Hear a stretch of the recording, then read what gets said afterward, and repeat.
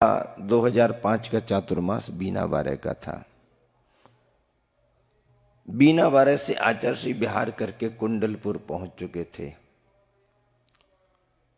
और कुंडलपुर में कुछ हलचल शुरू हो गई थी। मूर्ति को नई जगह पर, जहां पर शिलान्यास करके बड़े मंदिर को बनाने का कार्य प्रारंभ कर दिया गया था, वहां पर विराजमान करने की चर्चा आगे बढ़ गई।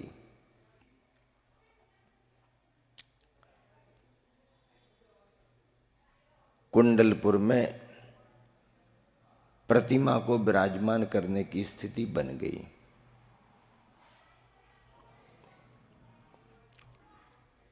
पुरातत्व विभाग की अपनी एक तरह से प्रशासनिक कार्यवाहियां होती हैं। कमेटी कार्यकर्ता अपना क्षेत्र का काम करना ही चाहते हैं, समाज का सहयोग रहता है, लेकिन कभी कभी कुछ विघ्न संतोषी भी उत्सुक होकर के शुभ कार्यों में बाधा डालने का प्रयास करते हैं। प्रत्यक्ष परोक्ष उनका अपना भाव रहता है और ऐसा करने पर वह सभी माहौल एक तरह से बना हुआ था। और उन दिनों में तो भारी चर्चा देश में थी,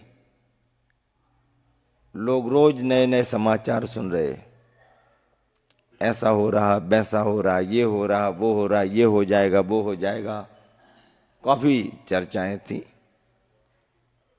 आचार्य श्री चर्चाओं पर महत्व नहीं देते हैं, विचार करते हैं और जो उचित होता है वही कार्य करते हैं। कुंडलपुर की प्रतिमा विशाल है, बड़ी है, पुरानी है। उस प्रतिमा को लेकर के कई लोगों के मन में भाव था कि इसे स्थानांतरित ना किया जाए। आचार्य श्री भी प्रारंभ में यही भाव रखते थे कि प्रतिमा यहीं पर रहे, सुरक्षित रहे, लेकिन भूकंप के द्वारा कुछ झटके आने पर मंदिर की दीवार में जो क्रैक्स आए और गर्भगृह में बहुत छोटी जगह होने के कारण जो दर्शनार्थियों के लिए असुविधा होती थी और कई बार लोग पूजा पाठ कर रहे हों पहले से ही और संघ यदि वंदना करने को पहुंच जाए तो संघ को भी दर्शन का लाभ नहीं मिलता था, ऐसी स्थिति थी। इन्हीं सारे भावों को लेकर के आचार्य श्री के सामने कमेटी ने अपना भाव प्रकट किया था और आचार्य श्री ने उसी भाव को समझ के दूरदर्शिता से कि ठीक है, कार्य हो सकता है। ये बात सही है कि प्रतिमा पुरानी है, बड़ी है। इतनी बड़ी पुरानी प्रतिमा को दूसरी जगह ले जाना बड़ा रिस्की काम है। ये तो आचार्य श्री भी जानते, ऐसा नहीं कि आचार्य श्री नहीं जानते, जानते थे। लेकिन ऐसा तय करने के पहले आचार्य श्री ने बड़े बड़े विशेषज्ञों को बुलाया, इंजीनियरों से परामर्श लिया, इसमें क्या उपाय हो सकते हैं, कौन सी पद्धति से, किस तरीके से प्रतिमा अगली जगह पर पहुंच सकती है।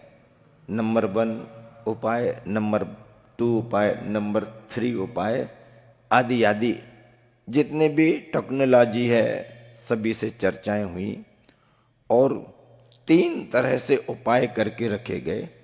फर्स्ट ये, यदि इसमें कोई अनुकूलता नहीं तो सेकंड वाला तुरंत, सेकंड नहीं तो थर्ड वाला, ऐसा करके सभी तैयारियां थी। और सबसे बड़ी समस्या ये थी कि मूर्ति जो है मंदिर के अंदर है, यूं तो द्वार से निकलने वाली नहीं, कौन उठाएगा, कैसे उठाएंगे, क्रेन के बिना कोई काम संभव नहीं है, इतनी बड़ी वजनदार प्रतिमा। इस काम को करने के लिए जब तक ऊपर से शिखर नहीं खुलेगा तब तक प्रतिमा ऊपर कैसे आएगी।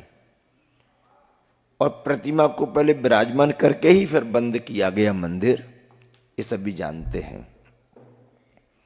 ये बड़ा जोखिम भरा काम था और बड़ा मुश्किल का काम था। उसमें एक सबसे बड़ी बाधा ये भी आ गई कि उस समय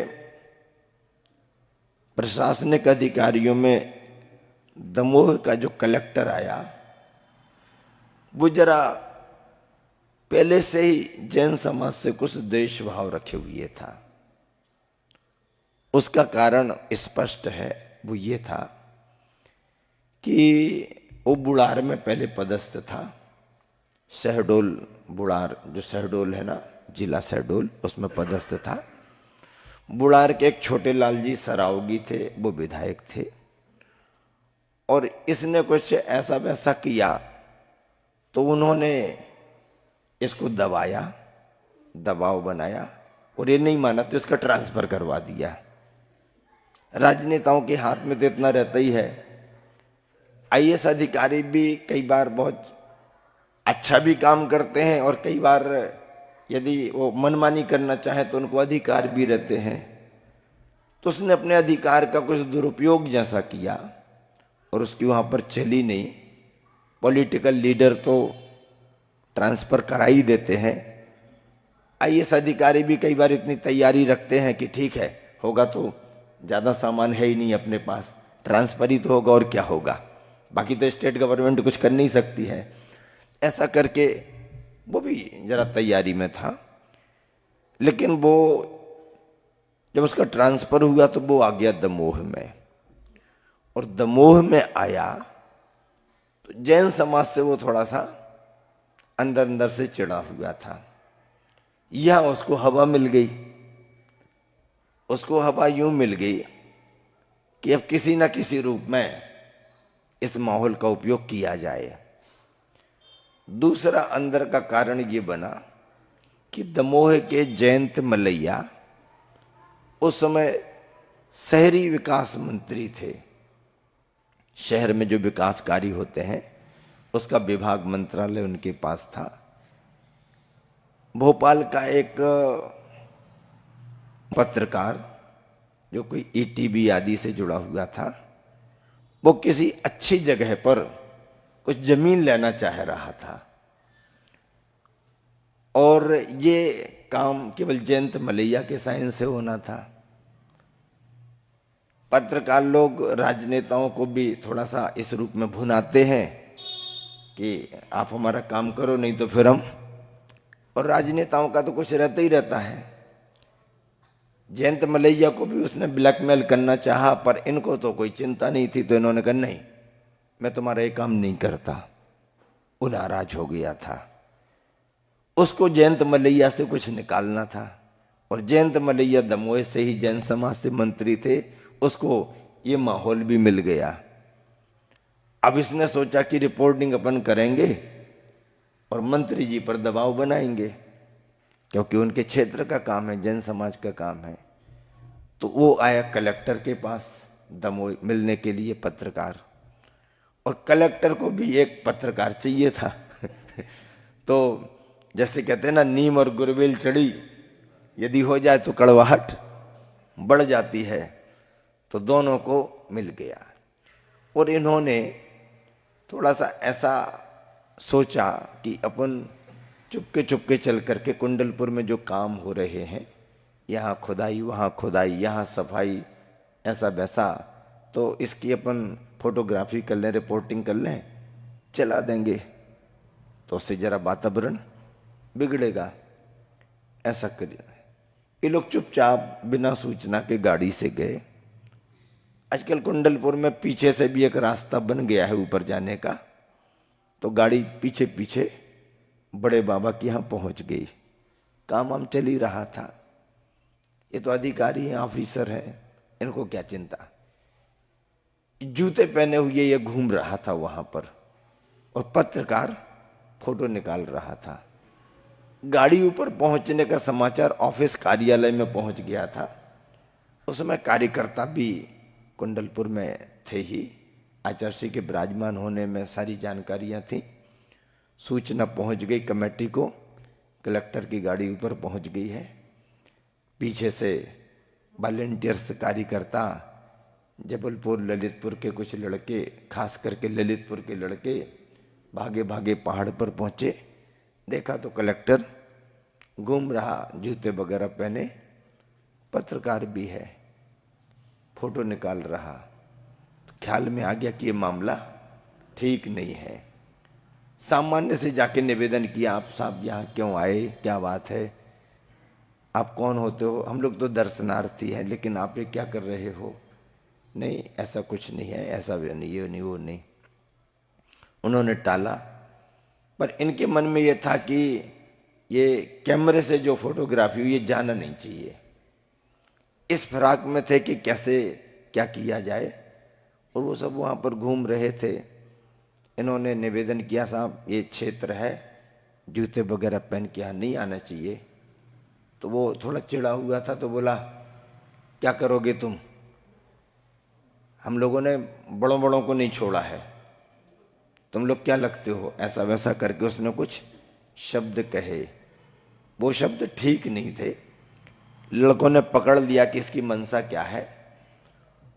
2-3 दिन बाद मूर्ति को शिफ्ट करने का मुहूर्त जैसा निकल रहा था, लेकिन ये मामला देख करके, ये सोच करके आचार्य ने कि वातावरण ऐसा ऐसा है, प्रशासनिक अधिकारी है, उसने ये कह दिया। क्या हुआ उसमें कि लड़कों ने फिर ये देखा कि ये मान नहीं रहा, तो उसकी गाड़ी पर, उस पर पथराव कर दिया कलेक्टर पर। वो थोड़ा सा बचाव के लिए यहाँ वहाँ हुआ, पत्रकार का कैमरा लेके तोड़ दिया वहीं पर। ये दोनों बातें एक तरह से मतलब गलत तो है ही, लेकिन बच्चों के सामने कोई उपाय नहीं था। पथराव करने से कलेक्टर गाड़ी में बैठ गया, पत्रकार का कैमरा छिन गया, टूट गया, वही भाग गया। और जाते जाते उन्होंने कहा कि तुम जो कह रहे हो ना कि इस तारीख में मूर्ति शिफ्ट हो जाएगी, मैं उसके पहले ही कोर्ट से स्टे लेके आ रहा हूं। अब उसने भावावेश में कह दिया, क्योंकि वो बात कुंडलपुर में फैल गई। कार्यकर्ताओं ने आचार्य को बताया, ऐसा ऐसा हो गया आचार्य। आचार्य ने कहा तुम लोगों ने ठीक नहीं किया, ऐसा नहीं करना चाहिए। बोले आचार्य गलत भी हो गया तो हमारे पास कोई उपाय नहीं था। आचार्य कुछ बोले नहीं। स्थिति तनावपूर्ण हो गई थी, समाज को चिंता हो गई थी। कलेक्टर यदि ये सोच ले कि स्टे लाना है, स्टे उसको मिलता ही है, कोई रोक नहीं सकता। और वह दमोह जाकर के सीधा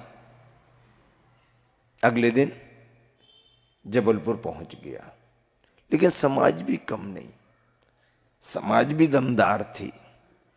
क्या सागर, क्या ललितपुर, क्या जबलपुर, जैन समाज के बिना कोई भी पत्ता नहीं हिलता, चाहे राजनीतिक हो चाहे कुछ भी हो। कितना भी गर्मा गर्मी हो जाए, यदि 10 दिन 8 दिन समाज मार्केट बंद कर दे तो लोगों के चूल्हे बंद हो जाते हैं। ये स्थिति है। और जब ज्यादा स्थिति बिगड़ती है तो जैन समाज 5-7 दिन को मार्केट ही बंद कर देती। अब मार्केट बंद होने का बहुत बड़ा असर होता है, क्योंकि समाज व्यापारी है और छोटे से लेकर बड़े बड़े व्यापार भी, सब तरह के व्यापार समाज के हाथ में है। दूसरी समाज के भी व्यापार हैं तो वो भी इनसे जुड़े हुए, ये उनसे जुड़े हुए। और जब समुदाय रूप में, बड़े रूप में मार्केट बंद होता है तो बहुत बड़ा फर्क आता है। ऐसा करके चाहे जबलपुर हो चाहे ललितपुर, सागर हो, समाज का प्रभाव है। और फिर प्रशासनिक तौर पर अधिकारियों में भी अच्छी पहचान है। इसने जाकर के कोर्ट में स्टे की अर्जी लगा दी। आचार्य को जानकारी हो गई थी तो आचार्य ने कहा कमेटी वालों को, सुनो, मुहूर्त वगैरह तो अब एक तरफ रखो, अब मैं जो कह रहा हूं वो काम करो। गुरुदेव क्या करना, मुहूर्त तो उस तारीख को है। अब मंगल मुहूर्त तो अपना कल ही निकलेगा, चर्चा ही नहीं करना और कल ही बड़े बाबा की मूर्ति शिफ्ट करना। हाँ, आचार्य जी कैसे संभव होगा? जो होगा देखेंगे, लेकिन अपन को जल्दी करना है। ये पहुंचे, ये कोई अर्जी लगाए कि उसके पहले अपनी मूर्ति शिफ्ट होना, क्योंकि स्टे आ जाने के बाद फिर कुछ नहीं कर सकते और मामला तो 20-25 साल चल सकता है। स्टे की कोई भी बात हो कि उसके पहले अपना काम कर लो। उपाय क्या? उपाय कुछ नहीं, अखंड पाठ बिठा लो, जाप करना शुरू कराओ और जितनी आरिकाएं, बहनें, ब्रह्मचारी, श्रावक, श्राविका जो जहां है कुंडलपुर में जम जाओ। लगभग 70-80 हजार से लेके 1 लाख तक के कार्यकर्ता पुरुष वर्ग सारे कुंडलपुर को घेर करके अंदर बाहर सब व्यवस्थाओं में जुट गए। कुंडलपुर की पहाड़ी का कोई भी एक ऐसा भाग नहीं जिस भाग से कोई अपरिचित आदमी अंदर आ जाए। ऊपर ऐसा प्रबंध कर दिया गया कि कहीं ऊपर से कोई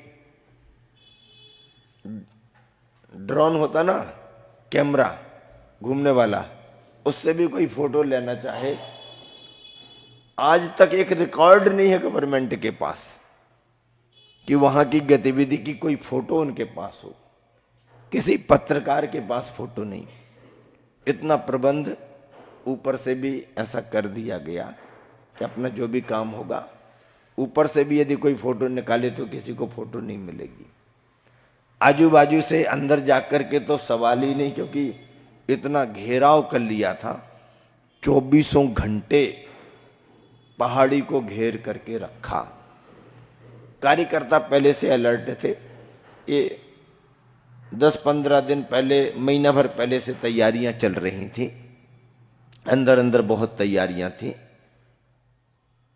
मंदिर का शिखर खोलने के लिए 200 एक्सपर्ट जो माइंस के कर्मचारी होते हैं, जो खदान खोदते हैं, पत्थरों को तोड़ते हैं, ऐसे 200 एक्सपर्ट अशोक जी के माध्यम से माइंस के जो अच्छे मुस्तैद पक्के उनको बुलाया गया था, ताकि वो अपने उस काम को फटाफट करेंगे। स्थान पुराना है, मूर्ति पुरानी है, यक्ष रक्षित है, प्राचीनता है, सिद्ध स्थान है, ऐसा अंदाज लगा करके कि मूर्ति उठेगी तो यक्ष रक्षित होने से वहां पर किसी तरह से कोई भी कुछ संभावना बन सकती है। यदि सर्प आदि निकलते हैं तो उनको पकड़ना और सुरक्षित स्थान पर ले जाने के लिए एक्सपर्ट जो सर्प मित्र होते हैं जबलपुर से और दूसरी जगहों से बुलाए गए, उनको भी वहां पर रखा गया। संभावना सब देख के चलना पड़ता है और ये बात सत्य है। अभी डॉक्टर सुधा मलैया, जयंत मलैया की श्रीमती ने कुंडलपुर से संबंधित 3 खंड में सारे प्रसंगों को लिखा है, सिलसिलेवार, जो जैसा हुआ आंखों देखा हाल। अब वो तो बहुत बड़ी पॉलिटिकल लीडर हैं, उन्होंने बहुत अच्छा मोर्चा संभाला था, बहुत बड़ा सहयोग उनका उस समय रहा और ऐसा करके उन्होंने पूरा लिखा। जिस समय प्रतिमा उठ रही थी उसमें अनेक सर्प भी निकले,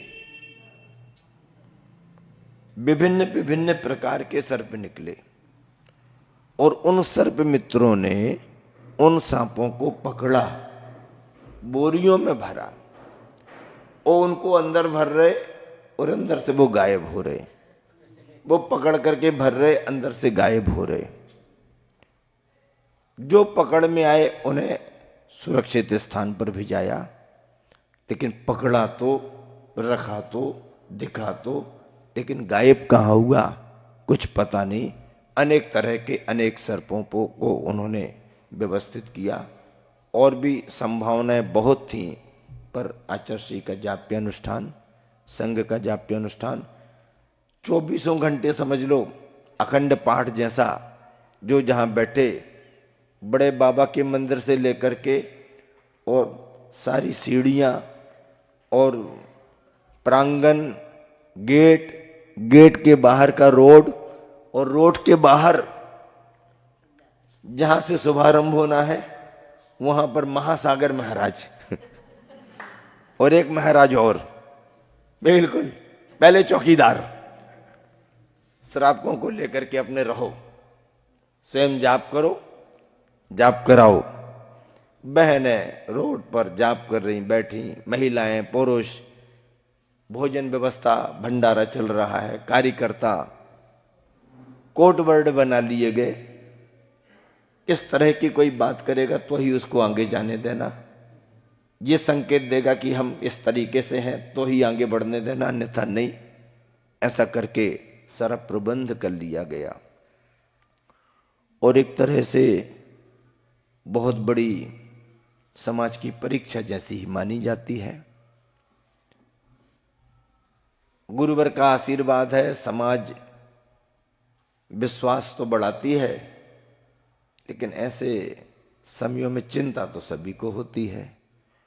और जो सबको आशीर्वाद दे रहे हैं वो निश्चिंत हो के आशीर्वाद दे रहे हैं, ऐसा तो हम भी नहीं मानते, क्योंकि वातावरण का विचार स्वाभाविक रूप से आता है और ऐसे समय की चिंता स्वाभाविक चिंता होती है। चिंतन का विषय भले हो, लेकिन चिंता तो चिंता ही होती है, जो आचार्य श्री के लिए भी महसूस हो रही थी।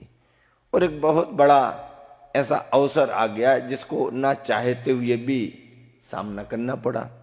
ऐसी स्थिति बने ऐसा किसी का भाव नहीं था। आचार्य श्री भी नहीं चाहते थे कि ऐसा ये सब हो, लेकिन अब वातावरण बना है तो अच्छे कार्य से पीछे हटना भी उचित नहीं है। और विघ्न संतोषी लोग तो सभी होते हैं, कोई पुरातत्व को, कोई प्रशासन को, कोई कुछ कुछ करता है, अच्छे कार्यों में बाधाएं आती हैं, पर इतने बड़े लक्ष्य को लेके, पवित्र उद्देश्य को लेके जो आगे बढ़ रहे हैं, तो अपना भाव अच्छा है तो कार्य निर्विघ्न संपन्न होगा, ऐसा विश्वास था। और आचार्य की स्वयं इतनी बड़ी साधना है। आचार्य श्री को जो भी महसूस हुआ, जो भी उनके अनुभव में आया, उस तरीके से आचार्य श्री ने इस कार्य को आगे बढ़ाया। और समझ लीजिए आचार्य श्री को जो अनुमान था कि सुबह से मंदिर का शिखर खुलना शुरू होगा तो 2-3 घंटे में खुल जाएगा, लेकिन पुराने लोगों ने भी मंदिर का शिखर 2-3 बार रिपेयर करके, 2-3 बार उसमें मसाले लगा के, बार बार उसमें से जो भी परेशानी आती तो उसका सुधार करते करते ऐसा मजबूत जैसा बना दिया कि जो कारीगरों को अनुमान था कि जल्दी खोल लेंगे, उसके खोलने में टाइम लग गया। यहां खोलने में ही टाइम लग गया। अब जब क्रेन मशीन अंदर जाएगी फिर कब काम होगा, क्या होगा, आधा समय तो इसी में निकल गया। जो अंदाज था दोपहर तक शिफ्ट हो जाएगी मूर्ति, सुबह का टाइम 3-4 घंटे का जो महत्वपूर्ण टाइम था वो बढ़ गया। और कलेक्टर जाकर के कोर्ट में अर्जी लगा दिया कि हमको इस मामले में स्टे चाहिए है। कलेक्टर कोर्ट में खड़ा, उसने कोर्ट खोलते ही 10-10:30 बजे अर्जी लगा दी। जानकारियां सबको मिल गई। आचार्य श्री ने किसी पर ध्यान नहीं दिया, करो अपना काम शुरू करो। आचार्य श्री स्वयं दोपहर में जब सामयिक के बाद से खड़े हुए तो हिले नहीं, निरंतर देखते ही रहे। ये काम हो गया, वो काम हो गया, क्रेन जा रही है। एक बहुत एक्सपर्ट व्यक्ति को बुलाया था, उम्र तो उसकी लगभग 20-25 वर्ष की ही रही, लेकिन बहुत बड़ा एक्सपर्ट था।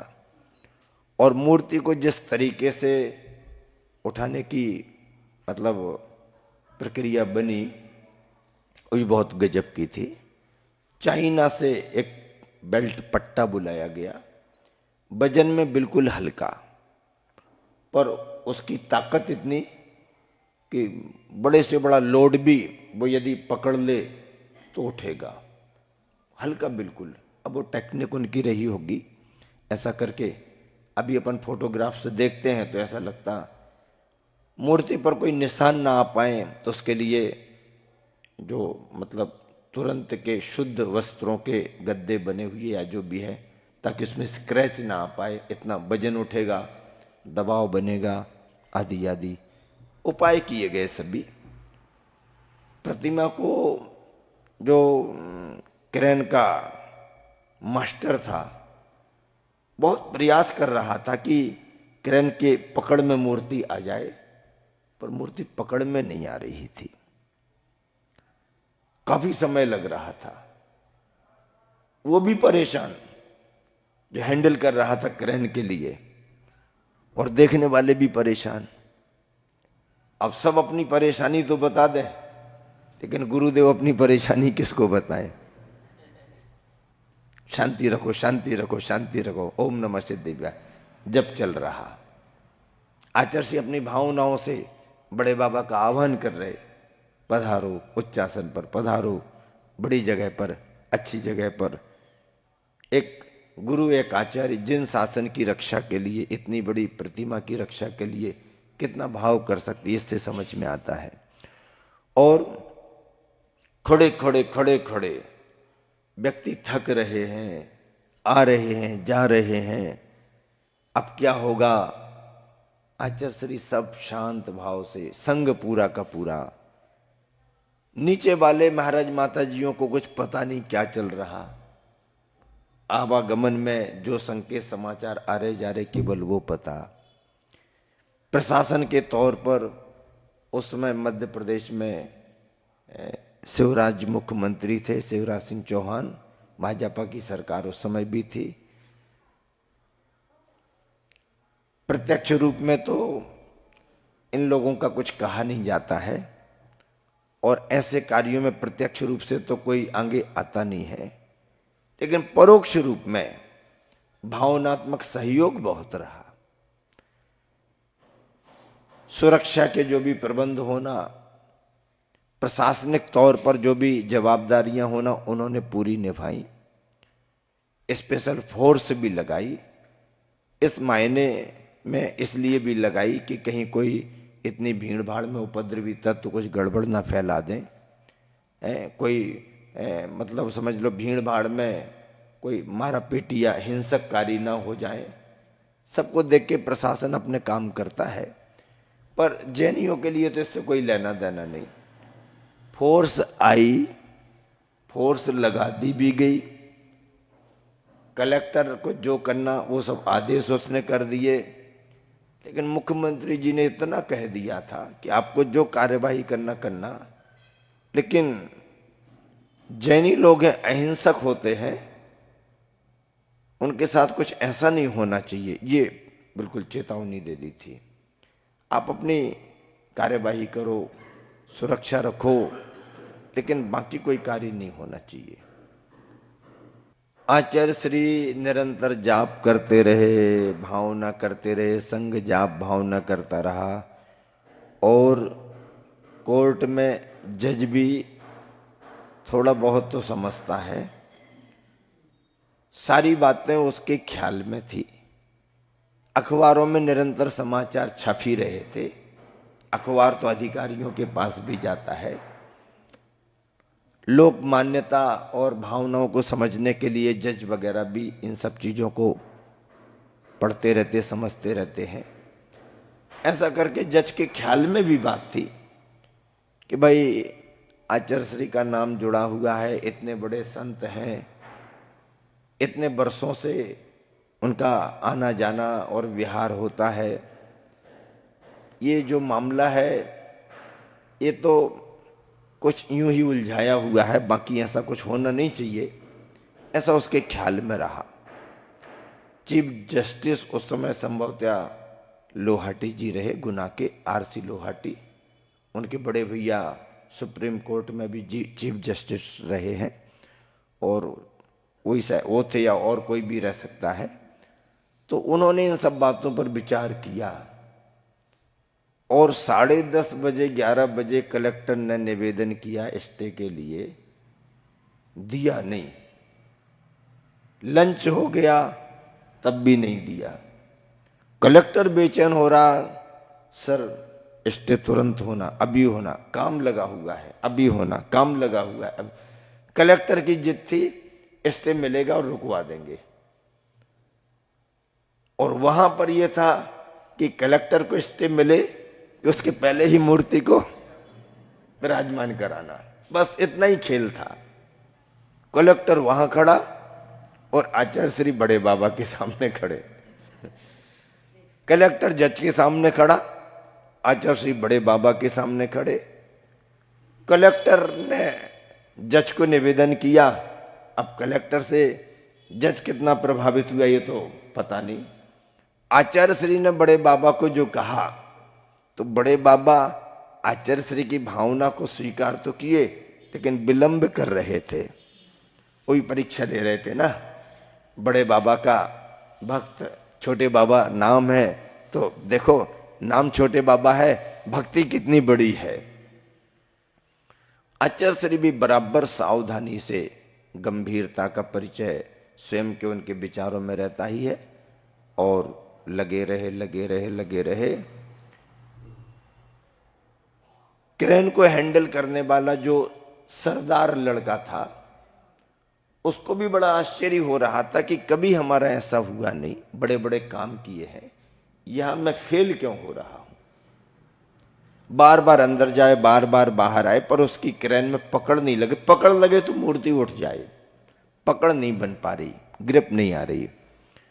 वो परेशान बेचैन था। आचार्य श्री समझ गए। आचार्य श्री को भी कुछ ख्याल में आया, तो संकेत करके सरदार को बुलाया, बच्चे को, युवा था, और आचार्य श्री ने कहा काम होगा, चिंता मत करो, सब ठीक होगा। गुरुदेव आशीर्वाद दो, जल्दी होना चाहिए, ये सब हमको बेचैनी बढ़ा रहा। अच्छा ठीक है, सुनो एक बात बताओ, ये तुम्हारे लिए तो काम बहुत सहज है, मशीन तुम्हारी बड़ी है, नई है, तुम बहुत अच्छा काम करते हैं ऐसा लोगों ने बताया। यहाँ परेशानी क्या हो रही, कुछ समझ में नहीं आ रहा, मूर्ति पकड़ में नहीं आ रही। आचार्य सिंह धीरे से उससे पूछा, क्यों, कुछ खाते तो नहीं हो? गुरुदेव क्या खाने का मतलब? बोले नॉनवेज वगैरह तो नहीं खाते, ये धर्म की मूर्ति है, धार्मिक स्थान है, ऐसे लोगों से काम नहीं होता धर्म का। वो थोड़ा सा झेप गया, क्योंकि वो खाता था।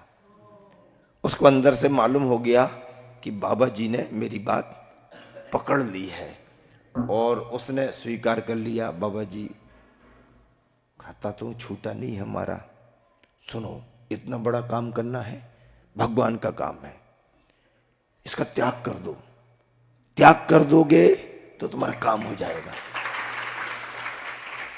प्रत्यक्षदर्शियों का बताना है, लिखा भी है कि जैसे ही उसने आशीर्वाद लेकर के त्याग का संकल्प किया और जाकर के मशीन पर बैठा, उसका दिमाग कैसा दौड़ा, उसने यूं यूं घुमा करके जहां किया, पकड़ लग गई मूर्ति की, और यूं ही देखते मूर्ति ऊपर उठने लगी। आचार्य श्री का तो कहना ही क्या।